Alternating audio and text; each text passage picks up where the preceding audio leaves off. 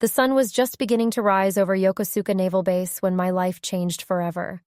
I stood on the deck of the USS Ronald Reagan, watching the pink and orange light spread across Tokyo Bay, thinking about the maintenance reports I needed to file and the training exercise scheduled for the following week. Lieutenant Zora Bennett, surface warfare officer, focused on duty and routine, unaware that in a few moments, nothing would ever be routine again. My phone buzzed with a message from the chaplain's office requesting my immediate presence. The words were neutral, bureaucratic, but something in my gut tightened. Chaplain notifications were never good news. They meant someone was hurt, someone was sick, someone was gone. I walked through the corridors of the ship with the measured pace expected of an officer, maintaining composure even as my heart began to race. By the time I reached the chaplain's office, I had run through a dozen possibilities in my mind. My grandmother had been in declining health. My father had mentioned chest pains in our last conversation, months ago. Something had happened. I just did not know what. Chaplain Morrison was a kind man with gentle eyes and the practiced demeanor of someone who had delivered devastating news too many times. He gestured for me to sit, and I knew immediately that whatever he was about to say would break something inside me.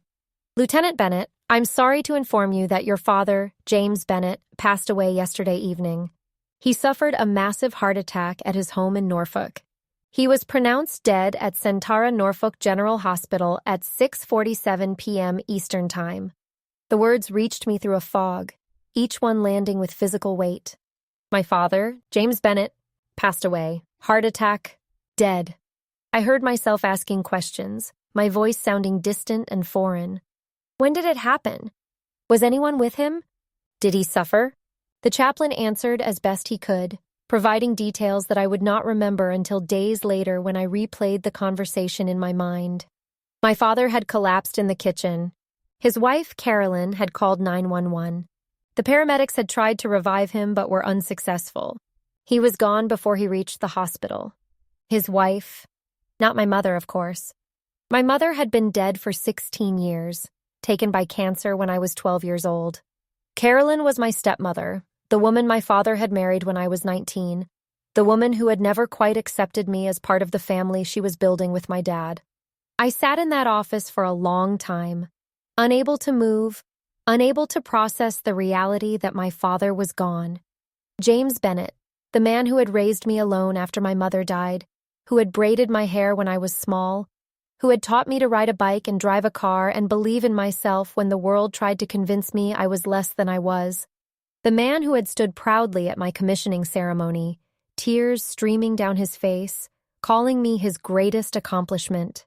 That man was dead, and I was half a world away, unable to say goodbye, unable to hold his hand, unable to tell him one more time that I loved him. The emergency leave process began immediately. The Navy takes care of its own in moments of crisis, and within 24 hours, I was on a military transport heading back to the United States. I spent the 18-hour journey in a daze, memories of my father flooding through me in waves that threatened to drown me. I remembered him teaching me to cook in our small kitchen in Richmond, the kitchen that had belonged to my grandmother before she moved to a smaller house and gave the family home to my parents as a wedding gift. I remembered the way he called me baby girl, even when I was too old for such names, the way he would stay up late helping me with homework, the way he had held me when my mother died and promised that we would survive together. My mother, Diane Bennett, born Diane Williams, the most beautiful woman I had ever known. She had died too young, leaving behind a husband who loved her desperately, and a daughter who would spend the rest of her life trying to remember every detail of her face, her voice, her smell.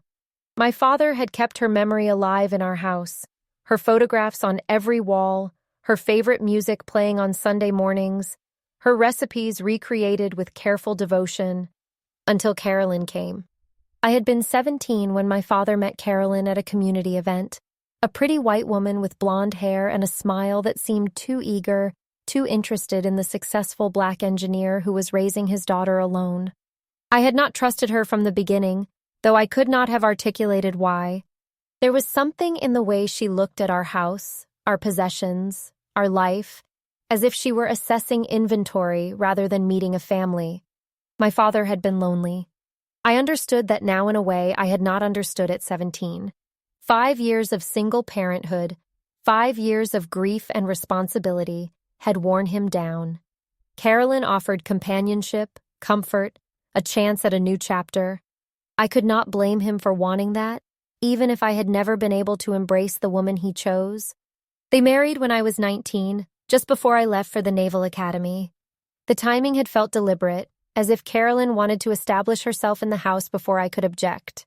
The wedding was small, family only, and I had stood beside my father with a forced smile, watching him pledge himself to a woman who had already begun the slow work of erasing my mother from our home. The changes happened gradually. Photographs of my mother moved from prominent positions to less visible corners. Her favorite chair, the one she used to read in by the window, was replaced with a modern piece that Carolyn preferred. The recipes she had collected over 20 years of marriage were tucked away in a drawer, replaced by cookbooks Carolyn brought from her own kitchen. Each change was small, reasonable, defensible. But together, they formed a pattern that I recognized even if I could not name it. My mother was being erased, and I, her daughter, her living reminder, was being pushed to the margins along with her memory. The Naval Academy provided a convenient escape. I threw myself into my studies and training, visiting home less and less frequently as the years passed. When I did return, Carolyn was always there, always watchful, always inserting herself between me and my father in ways that felt deliberate but looked innocent. She would suggest activities that excluded me, schedule events during my rare visits home, dominate conversations so completely that my father and I barely spoke directly. I joined the fleet after graduation, accepting assignments that took me far from Norfolk, telling myself that distance was necessary for my career, that my father understood, that we would reconnect when things settled down. But things never settled down, and the distance grew, and the phone calls became less frequent, and before I knew it, 18 months had passed since I had seen my father in person. 18 months. And now he was gone, and I would never see him again. The military transport landed at Joint Base Andrews, and I transferred to a commercial flight to Norfolk. The journey felt endless, each hour a reminder of how far I had let myself drift from the man who had given me everything. By the time I landed at Norfolk International Airport, I was exhausted in ways that had nothing to do with jet lag. I walked through the terminal expecting to see a familiar face, someone waiting to take me home. My father would have been there if situations were reversed, standing at the arrivals gate with a sign and a smile, ready to wrap me in his arms and make everything better. But there was no one waiting for me. No sign, no smile, no welcoming arms. I checked my phone and found a text from Carolyn, sent hours earlier. Arrangements being made. Let me know when you arrive and I'll send the address for the funeral home. You can stay at the Hampton Inn near the house. The Hampton Inn. Not at home, in the room that had been mine since childhood. Not in the house where my father's body had lain just days ago. A hotel like a stranger, like a visitor, like someone who had no claim on the family she was supposedly returning to. I stood in that airport terminal, surrounded by travelers rushing to their destinations, and I felt something shift inside me. The grief was still there, overwhelming and raw. But beneath it, something else was emerging. A coldness, a recognition that whatever I was returning to, it was not the home I remembered. My father was dead. My stepmother had texted me hotel recommendations instead of opening her door, and something was very, very wrong. I collected my bags, called a rideshare, and gave the driver the address of the house where I had grown up. If Carolyn did not want me there, that was her problem. I was James Bennett's daughter, and I had every right to grieve in my own home. The car pulled up to the familiar brick colonial, and I sat for a moment, looking at the place where I had learned to walk, where I had played in the yard, where I had said goodbye to my mother for the last time. The house looked different somehow. The landscaping changed, the front door painted a new color. Carolyn's touches, no doubt, another layer of transformation that had occurred while I was away. I walked to the door and rang the bell, feeling absurdly like a guest at my own home. Carolyn answered. her face arranged in an expression of sympathy that did not reach her eyes. "Zora, you made it. I wasn't expecting you until tomorrow." I took the first available flights. I stepped inside without waiting for an invitation. I wanted to be here. This is my father's house. Carolyn's smile tightened almost imperceptibly. "Of course, it's just, the guest room isn't ready. I've been so overwhelmed with arrangements. I can stay in my old room." "Oh, that's not really—" We converted it to an office years ago. There's no bed in there anymore." She gestured vaguely toward the stairs. "Really, the hotel would be more comfortable. I can give you the address." I looked at this woman, my father's widow, and I felt the coldness inside me crystallize into something harder. My father had just died. I had traveled halfway around the world to be here, and his wife was trying to send me to a hotel. "I'll sleep on the couch," I said flatly. "Or the floor. But I'm not leaving this house tonight." Something flickered in Carolyn's eyes, something that looked almost like fear. But it was gone before I could identify it, replaced by the practiced mask of concerned stepmother. "Of course, dear. Whatever you need. We can figure out the details tomorrow." I nodded and walked past her into the house, looking around at the space that had once been my home. My mother's photographs were gone from the walls, replaced by pictures of Carolyn and my father at various events. The furniture was different, the colors changed, the very air seeming to carry a different scent. My father had lived here. He had died here, but nothing in this house felt like him anymore. And I was beginning to understand that something more than redecoration had happened while I was away. Something deliberate, something calculated, something that my grandmother Ruth had warned me about years ago, in a conversation I had dismissed as the suspicions of an old woman who did not like her son's new wife. Grandma Ruth had been right. I should have listened. Now I was going to find out exactly how right she had been. The funeral was wrong. I felt it from the moment I walked into the sanctuary of the church my father had attended for 30 years, the church where he and my mother had been married, where I had been baptized as an infant, where 3 generations of Bennetts had worshipped and celebrated and mourned. It should have felt like home. Instead, it felt like enemy territory. The photographs displayed at the entrance told a selective story. James and Carolyn at their wedding. James and Carolyn on vacation. James and Carolyn at dinner parties and holiday gatherings and community events. 11 years of marriage documented in smiling images, a narrative of a happy couple living their best life together. I searched the display for any sign of myself, for any acknowledgement that James Bennett had been a father before he was Carolyn's husband. There was one photograph tucked in a corner showing my father at my commissioning ceremony. I was cropped out of the frame. Only his face remained, smiling at something or someone invisible, the context of his pride erased. My mother was nowhere to be seen.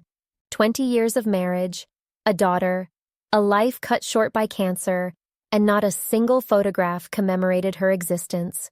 It was as if James Bennett's life had begun the day he met Carolyn, as if everything before that was irrelevant, forgotten, deliberately erased.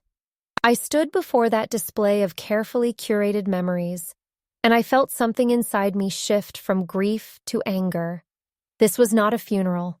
This was a performance, and I was not meant to have a speaking role. The service itself confirmed my suspicions.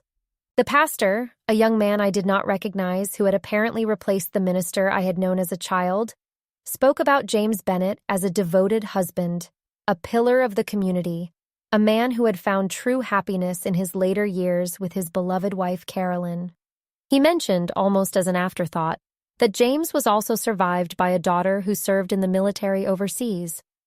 No name, no details, no acknowledgement of the relationship between a father and the child he had raised alone for 5 years after her mother died.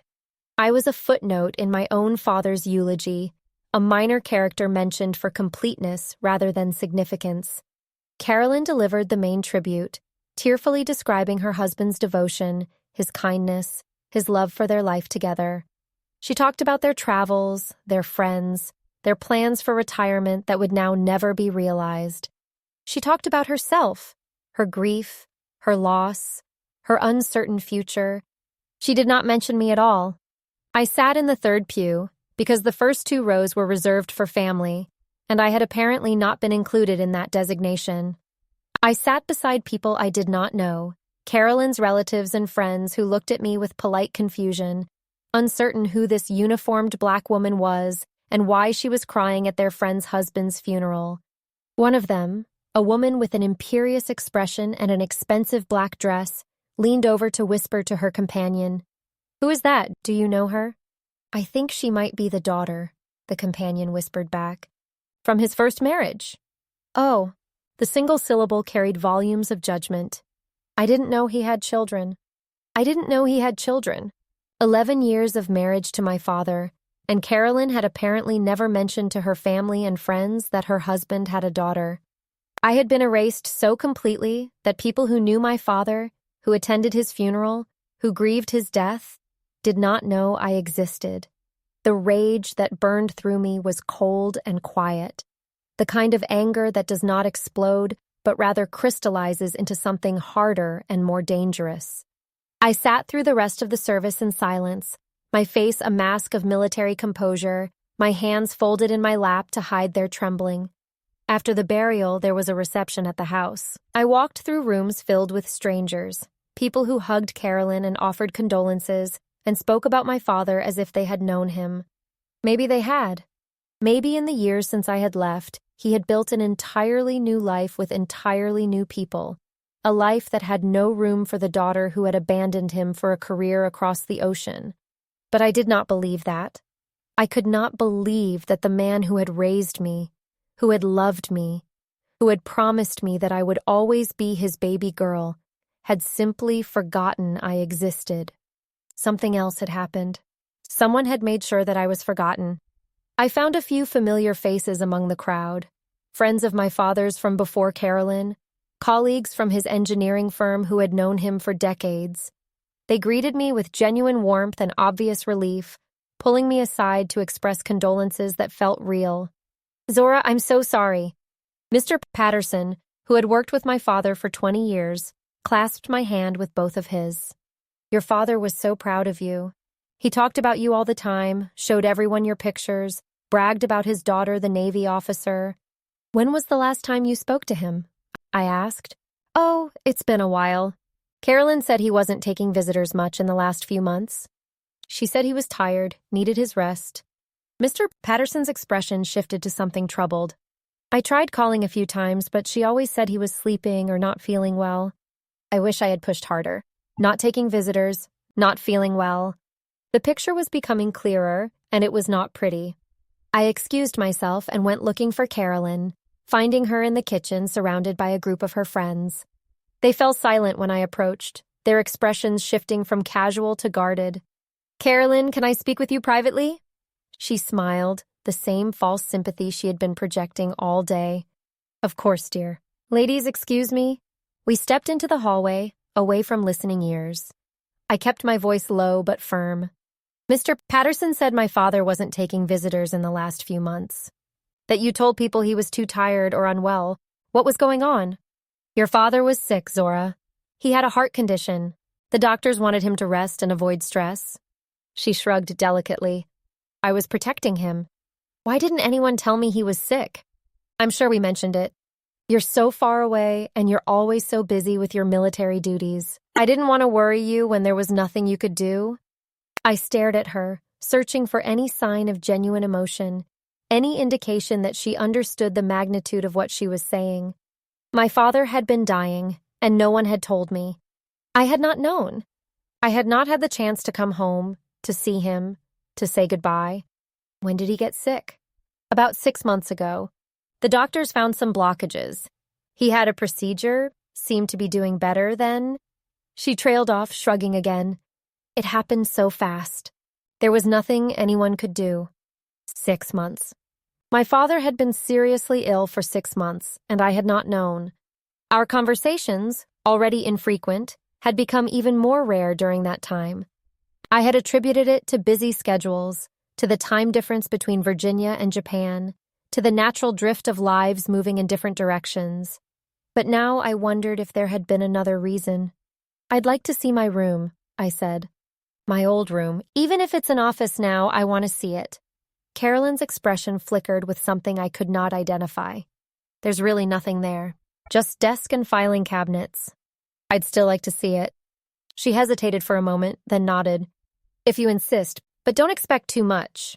I climbed the stairs to the second floor, each step bringing memories that competed with the present moment. The hallway where I had learned to ride a tricycle. The bathroom where my mother had taught me to braid my hair. The bedroom door, painted white now instead of the purple I had chosen as a teenager, behind which my sanctuary had once existed. I opened the door and found exactly what Carolyn had described.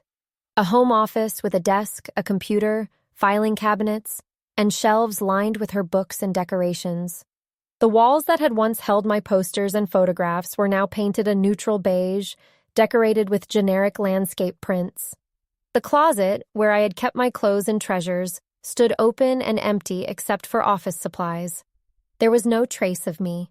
Not a photograph, not a memento, not a single indication that a child had once lived in this room, had grown up within these walls, had left behind 18 years of memories. Where are my things? My voice came out steadier than I felt. The boxes I left in the closet when I went to the academy. My yearbooks, my photographs, my mother's jewelry box that she gave me before she died. Carolyn appeared in the doorway behind me, her expression carefully neutral. I'm afraid we had to clear things out when we converted the room. It's been years, Zora. You never asked about those items, so I assumed you didn't want them. You assumed I didn't want my mother's jewelry? The jewelry she gave me on her deathbed? I don't recall any jewelry, just boxes of old clothes and papers. We donated most of it to charity. She sighed. I'm sorry if there was something valuable. You should have taken it with you when you had the chance. I turned to face her, my hands clenched at my sides, my professional training the only thing keeping me from doing something I would regret. My mother died when I was 12 years old. She gave me her jewelry box on the last day she was conscious. I kept it in this closet because I didn't want to take it to the academy where it might get lost or damaged. I trusted that it would be safe in my own home. This hasn't been your home for a long time, dear. Carolyn's voice carried an edge of steel beneath the honeyed sympathy. You made that choice when you joined the Navy and never looked back. You can't expect us to preserve a shrine to your childhood when you couldn't even be bothered to visit your father more than once a year. The accusation hit me like a physical blow because it contained just enough truth to hurt. I had not visited often enough. I had let distance and duty become excuses for absence, but I had not abandoned my father. I had called, written, tried to maintain connection across the miles. And someone, I was now certain, had been working to sever that connection. The lawyer is coming tomorrow morning to read the will, Carolyn said, her tone shifting back to false pleasantness. 9 o'clock. You're welcome to be there, of course. Your father wanted you to be taken care of. She turned and walked away, leaving me alone in the room that had once been mine, surrounded by evidence of my erasure. I stood there for a long time, looking at the blank walls and generic furniture, trying to reconcile this sterile space with the vivid memories I carried. My mother's jewelry was gone. My childhood photographs were gone. Every physical trace of my existence in this house had been eliminated with the same thoroughness that Carolyn had applied to erasing my mother's memory. But I was still here, still standing, still fighting. And tomorrow, at the reading of my father's will, I would find out exactly how complete my erasure was meant to be. The lawyer's office was in a modern building in downtown Norfolk, all glass and chrome and expensive artwork.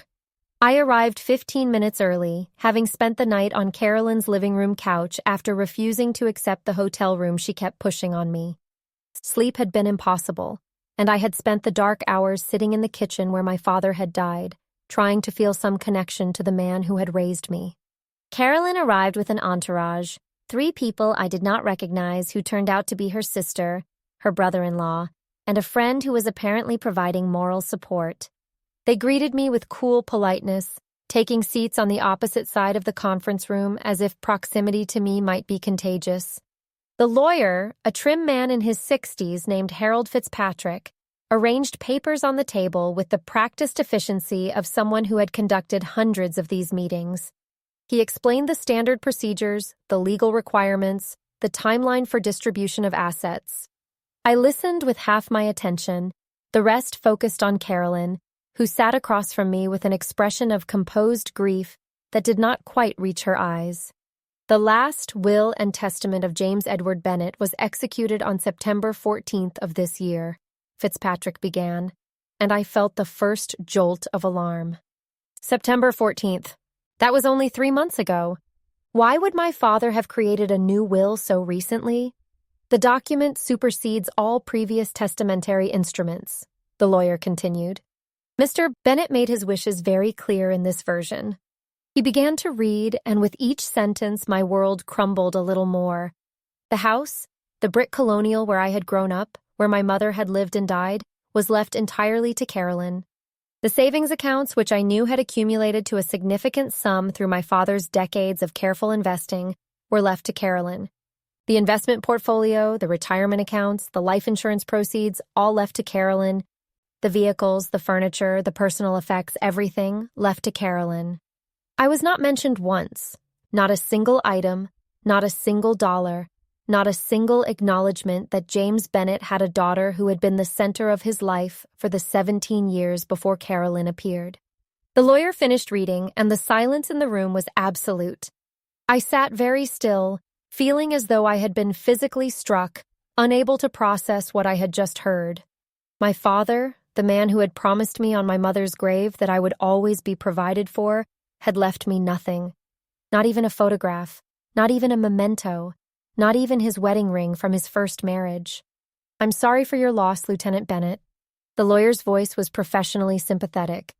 I know this must be difficult to hear. I found my voice, though it sounded like it was coming from very far away.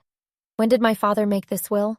As I mentioned, September 14th, approximately 3 months before his passing. Was he in good health when he signed it? The lawyer exchanged a glance with Carolyn that I did not miss.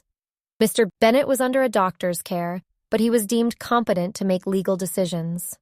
What does under a doctor's care mean? Was he taking medication? Lieutenant Bennet. The lawyer's voice took on a careful tone. I understand this is unexpected, but the will was properly executed and witnessed. If you have concerns about its validity, you're welcome to consult with your own legal counsel. Carolyn leaned forward, her expression a mask of concerned sympathy. Zora, honey, I know this is hard. Your father loved you very much, but he wanted you to be independent, to stand on your own. He was so proud of your military career. He said you didn't need his money, that you were strong enough to make your own way. I looked at her, at this woman who had spent 11 years systematically erasing me from my father's life, and I felt a cold clarity descend. She was lying. Everything about her, from her practiced expressions to her careful words, was a lie. And somehow, she had convinced my father, probably during his illness when he was vulnerable and medicated, to cut me out of his life entirely. I'd like a copy of the will, I said, my voice steady despite the turmoil inside me, and a copy of the medical records from the time of signing if they're available. I can provide the will, the lawyer said. Medical records would need to be requested through proper channels. I nodded and stood, gathering my composure like armor. Thank you for your time. I'll be in touch if I have questions. I walked out of that office without looking at Carolyn, without acknowledging her relatives, without allowing them to see how deeply I had been wounded. The elevator ride to the ground floor felt endless, and it was not until I reached the parking lot that I allowed myself to break. I sat in my rental car and wept, grief and rage and betrayal pouring out in ragged sobs that shook my entire body. My father was gone. My mother's memory was erased. My childhood was eliminated. And now my inheritance, the tangible proof that I had ever mattered to my father, had been stolen by a woman who had been working toward this moment for 11 years. I did not know how long I sat there. Long enough for the tears to dry, for the initial wave of devastation to settle into something harder and more determined. I was not going to accept this. I could not prove it yet, but I knew in my bones that something criminal had occurred. My father had not simply forgotten about me. He had been manipulated, perhaps coerced, into signing a will that contradicted everything he had ever told me. I needed help. I needed advice. I needed to understand what had actually happened and what, if anything, I could do about it.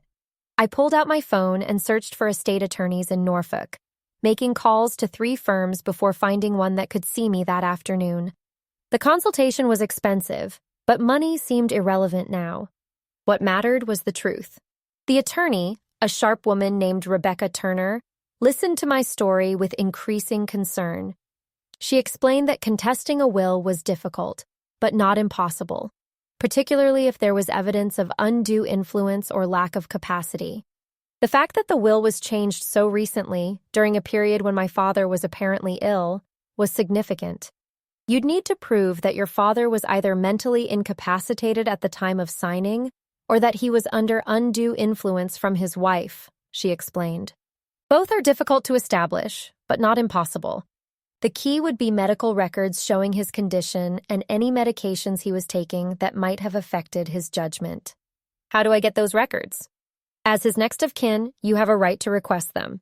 His wife may try to block access, but a court can compel disclosure if necessary.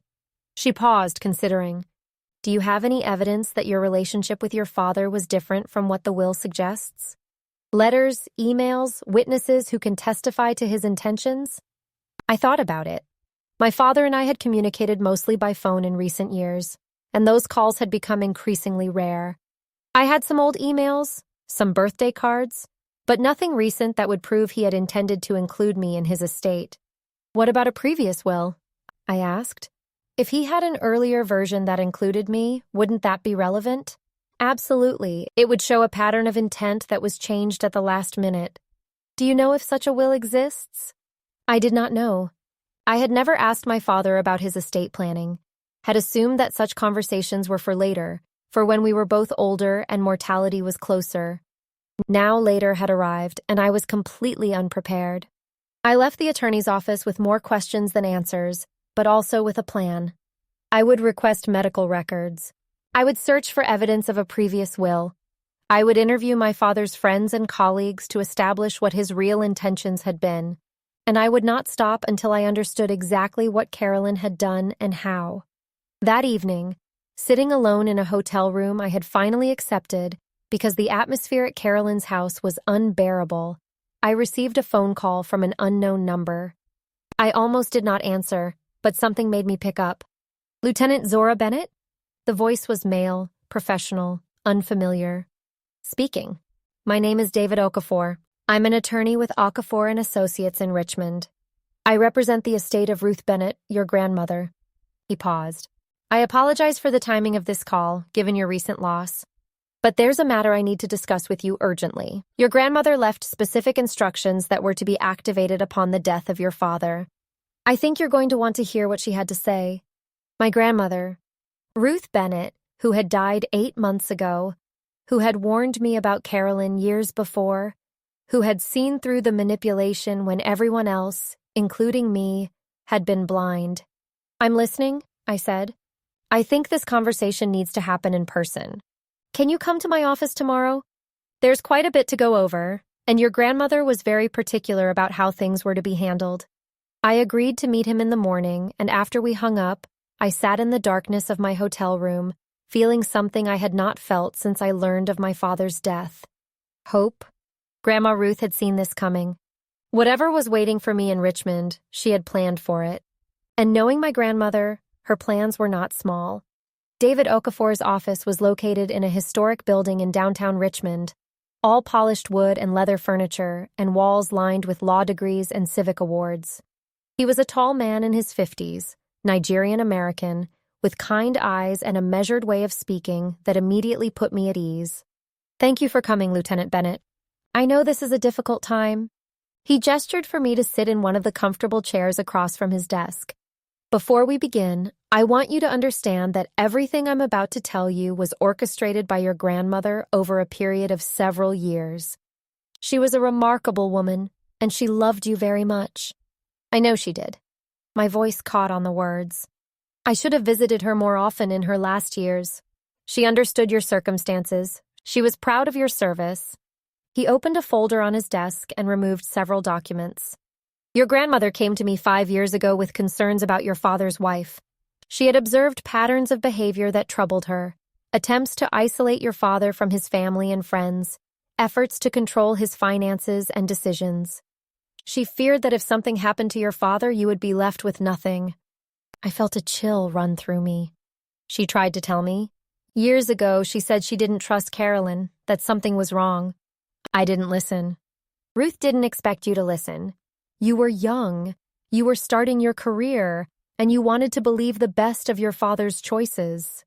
Okafor's voice was gentle, but she did expect to take action herself, which is why she restructured her estate in ways that would protect you regardless of what happened.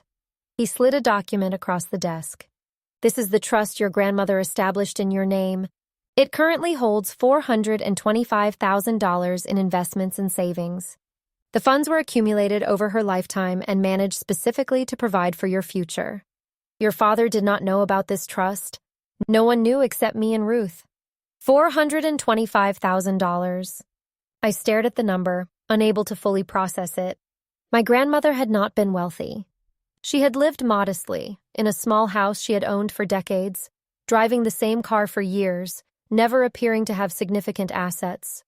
How is this possible? Your grandmother was a teacher for 40 years. She also inherited money from her own parents, and she invested carefully over many decades. She lived simply because she wanted to, not because she had to. Okafor smiled slightly. She also wanted Carolyn to believe there was nothing to gain from her. She deliberately presented herself as a woman of limited means. He slid another document across the desk. This is the deed to the house on Hanover Street in Richmond, the original Bennett family home where your father was raised. Ruth transferred ownership to a trust in your name 3 years ago. Upon her death, the property became fully yours. I remembered that house, the big Victorian where I had spent countless weekends as a child, helping my grandmother in her garden, learning to bake in her kitchen, listening to her stories about the Bennett family history. I had assumed it was sold after she moved to a smaller place. She kept it? She kept it specifically for you. She said it was your heritage, your connection to the family, and she was not going to let anyone take it from you. The tears came again, but these were different from the tears I had shed before. These carried gratitude and wonder alongside the grief.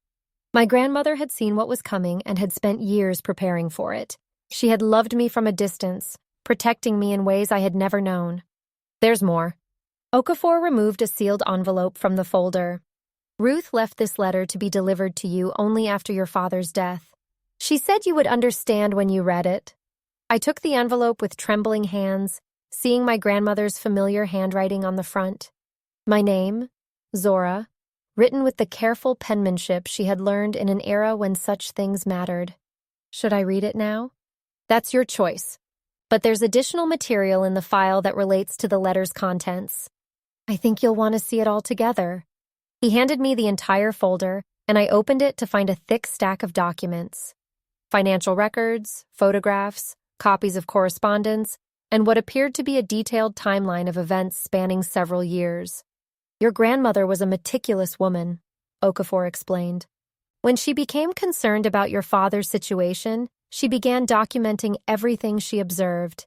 She believed that Carolyn was systematically isolating your father, controlling his access to family and friends, and positioning herself to benefit from his death. This file contains her evidence. I flipped through the pages, seeing records of phone calls that Carolyn had intercepted, visits that had been canceled at the last minute, letters that had been returned unopened. My grandmother had documented every instance, building a case that she knew might be needed someday. There were also medical records, obtained through sources Okafor did not explain, showing that my father had been prescribed heavy medications in his final months. Medications that affected cognition. Medications that would have made him susceptible to suggestion and unable to fully evaluate the implications of legal documents. The will, I said, understanding dawning. She knew Carolyn would change the will. She suspected it. She couldn't prevent it, but she wanted to ensure you had evidence to contest it if necessary. Okafor leaned forward. Your grandmother's documentation suggests that your father was not competent to make legal decisions at the time he signed the new will. Combined with the pattern of isolation and control she documented, you have grounds for a significant legal challenge. I looked at the folder in my hands, at the years of careful work my grandmother had done to protect me. She had known she was dying. She had known she would not be there to fight for me directly. So she had built a fortress of evidence and resources that I could use to fight for myself. There's one more thing. Okafor's voice softened. Your grandmother knew that Carolyn had been disposing of items connected to your mother.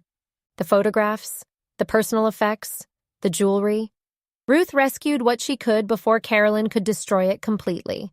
He stood and walked to a closet in the corner of his office, returning with a medium-sized safe deposit box. This contains your mother's jewelry, including several pieces that were family heirlooms. It also contains photographs from your parents' marriage and your childhood, albums that Ruth removed from your father's house when she realized Carolyn was systematically eliminating them. I took the box with hands that trembled so badly I could barely hold it. Inside were the treasures I had thought lost forever. My mother's wedding ring, the pearl earrings she had worn in her wedding photograph, the locket containing pictures of me as an infant that she had worn every day until her death. And beneath the jewelry, wrapped in tissue paper, were photographs I had never seen before.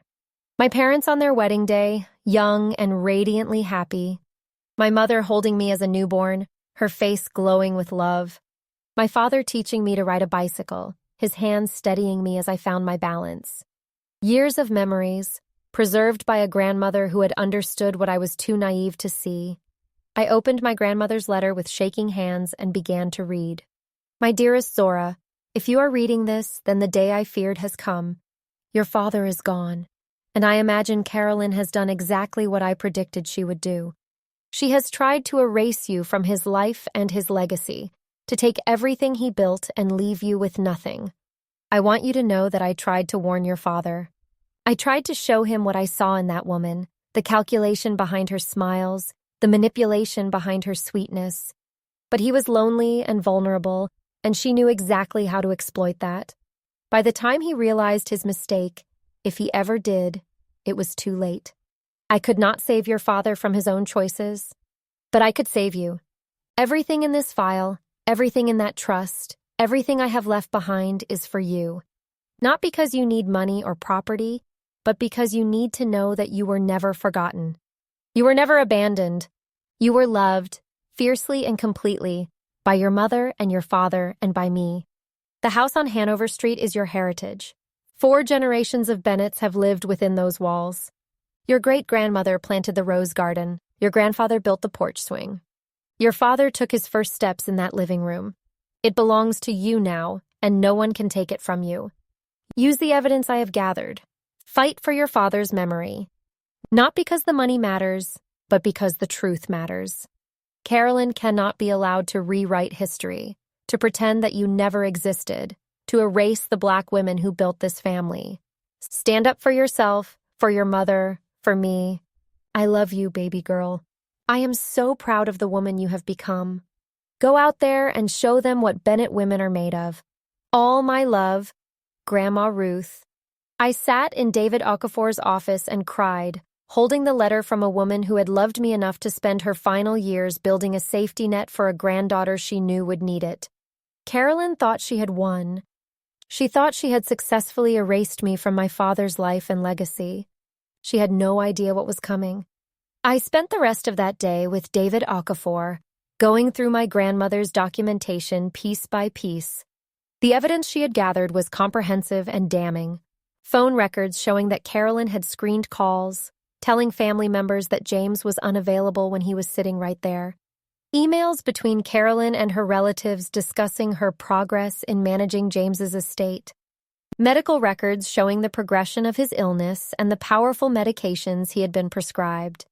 Most damning of all was a document my grandmother had obtained through channels she did not explain, a copy of my father's previous will, executed just 2 years after his marriage to Carolyn.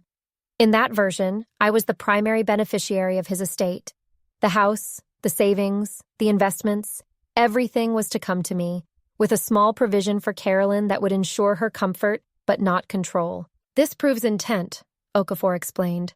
Your father made this will when he was healthy and thinking clearly. The dramatic change 3 months before his death, during a period when he was heavily medicated, raises serious questions about the validity of the later document. Can we contest it? We can do more than contest it. Okafor's expression was serious but satisfied.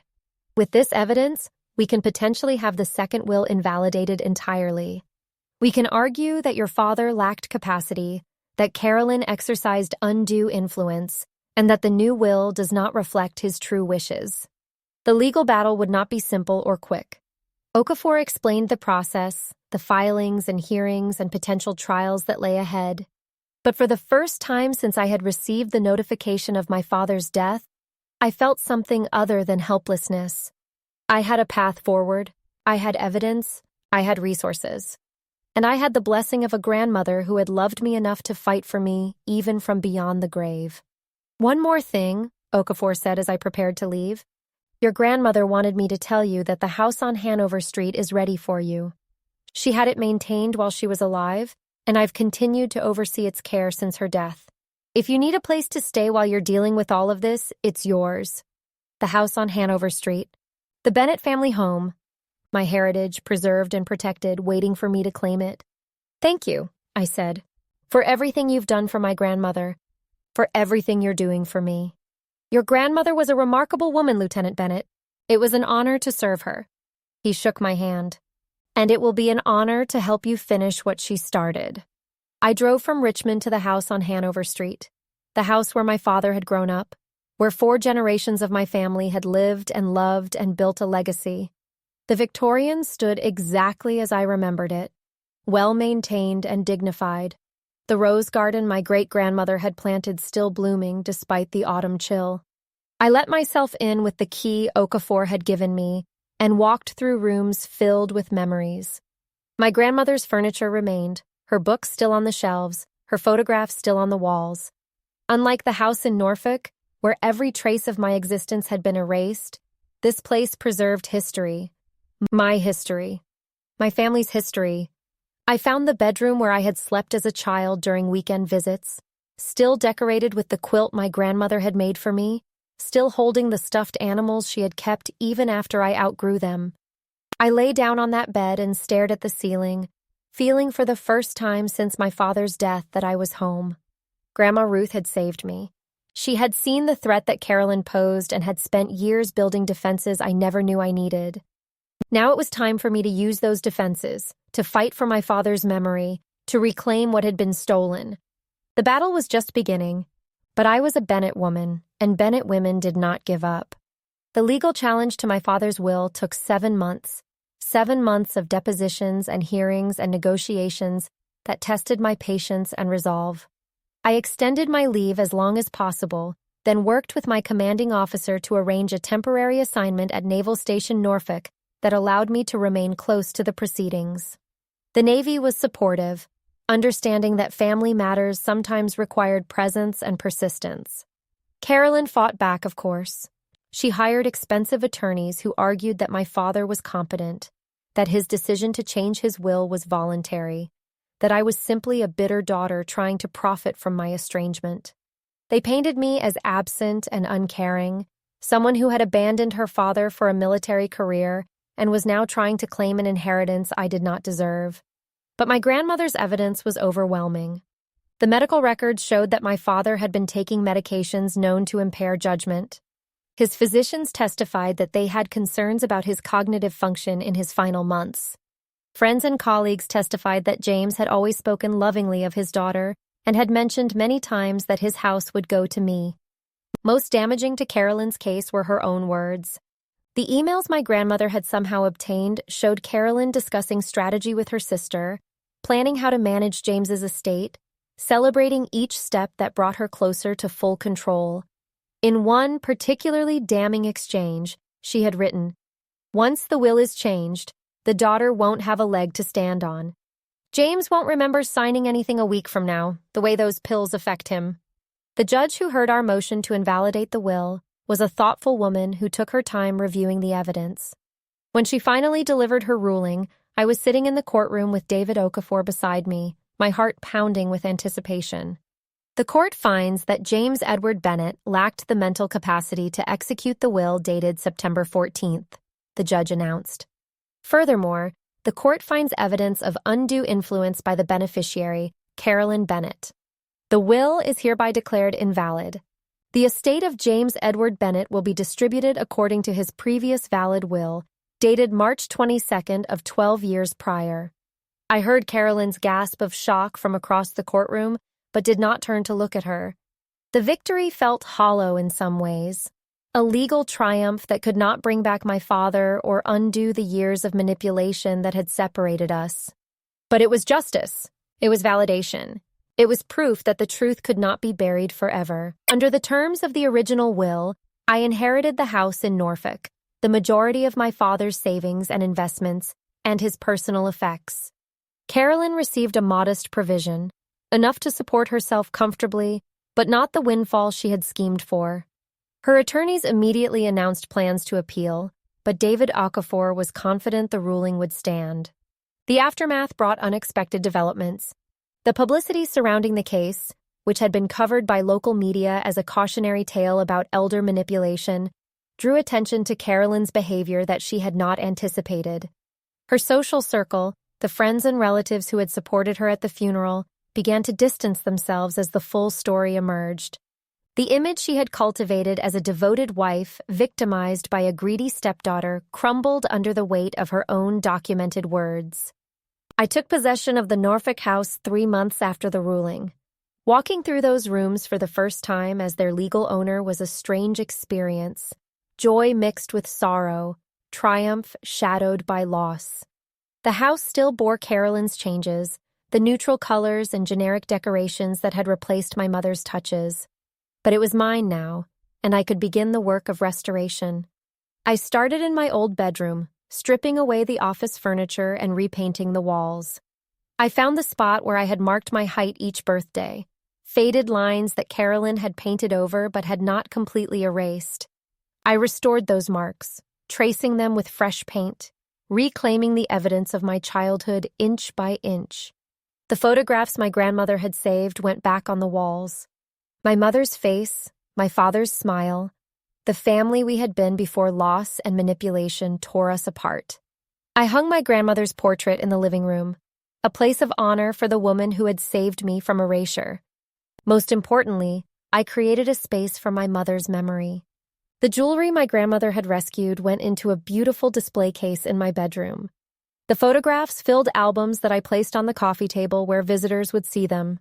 Diane Bennett, my mother, returned to the house she had loved, her presence restored by a daughter who refused to let her be forgotten. Carolyn moved to another state, her reputation in Norfolk too damaged to remain. I heard through the grapevine that she had attempted to start over, to find another target, but her history had followed her online. The judge's ruling was public record, and the articles about the case were easily searchable. Whatever future she built would be shadowed by the evidence of what she had done. I did not feel satisfaction in her downfall. I felt tired mostly. Tired of fighting, tired of grief, tired of the years of manipulation that had cost me time with my father that I could never recover. But I also felt something like peace, a settling of accounts that allowed me to move forward. The house on Hanover Street became my primary residence, the place I returned to between deployments. I maintained the Norfolk property as a rental, using the income to fund a scholarship in my grandmother's name for first-generation college students. Ruth Bennett had spent her life teaching young people.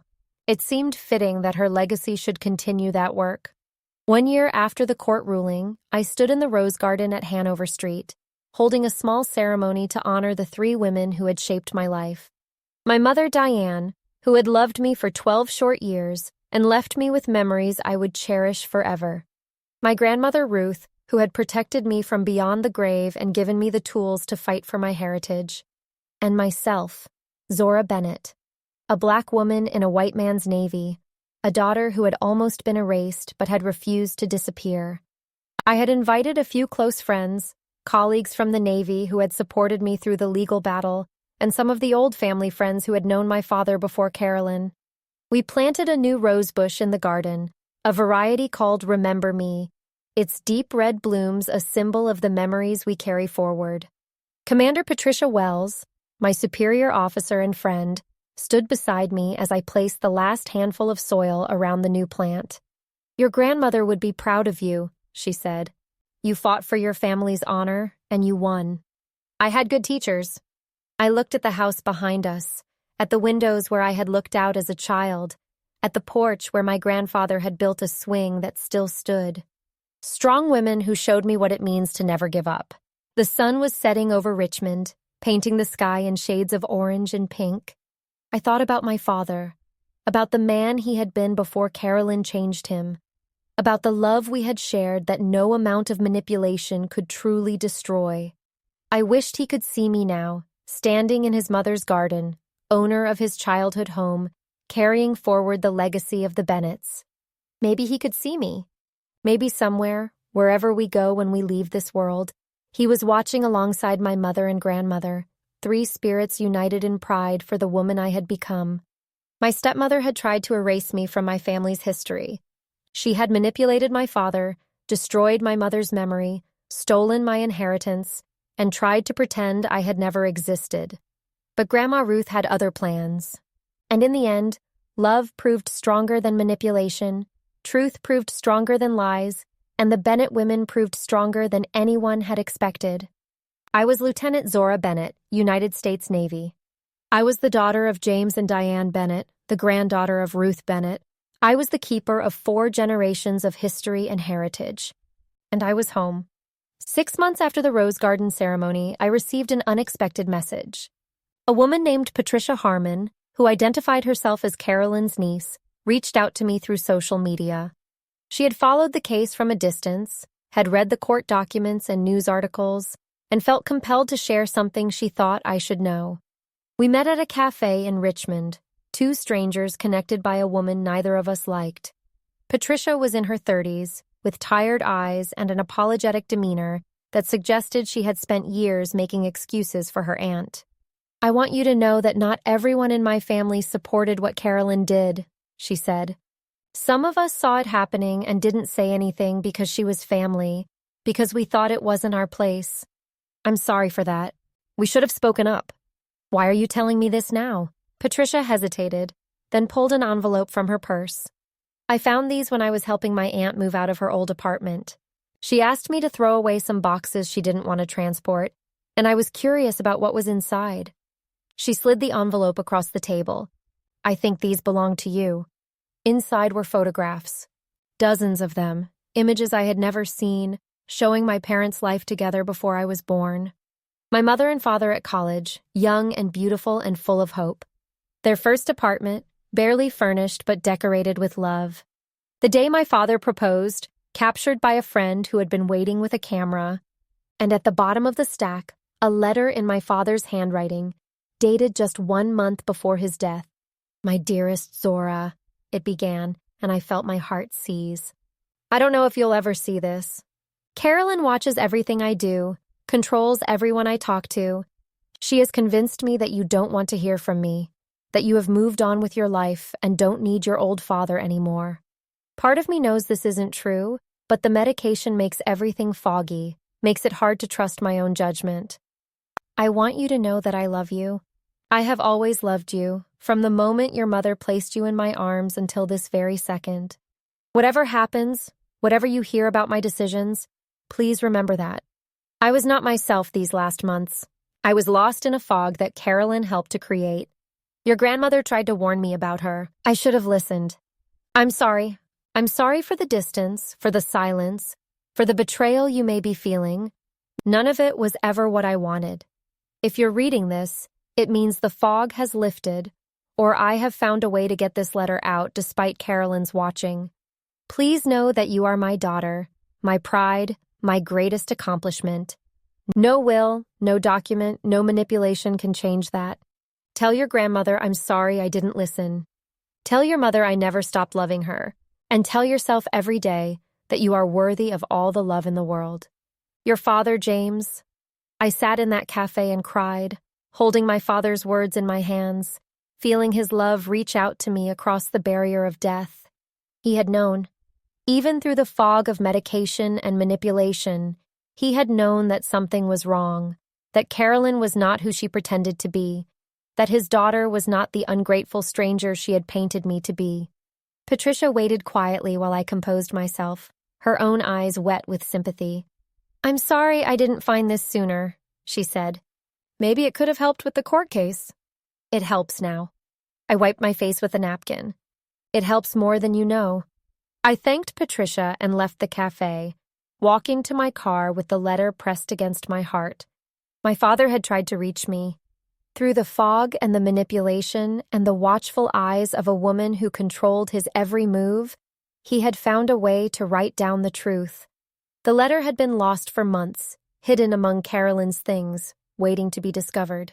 But it had found me eventually, just like my grandmother's provisions had found me, just like the truth had found me. I drove to the cemetery where my father was buried, the same cemetery where my mother and grandmother lay nearby. I sat beside his headstone as the afternoon faded toward evening, reading his letter again and again, memorizing every word. "I know, Dad," I whispered. I always knew. I never believed her lies, not really. I just didn't know how to reach you through all the walls she built. The wind rustled through the trees, and I chose to believe it was my father answering, telling me that he understood, that he forgave me for the distance, that he was proud of what I had become.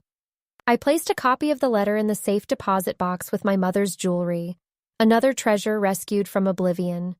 The original I framed and hung in the Hanover Street house, beside the photographs of my parents, where I could see it every day. My stepmother had tried to erase me. She had manipulated my father, controlled his final months, stolen his estate, and attempted to rewrite history.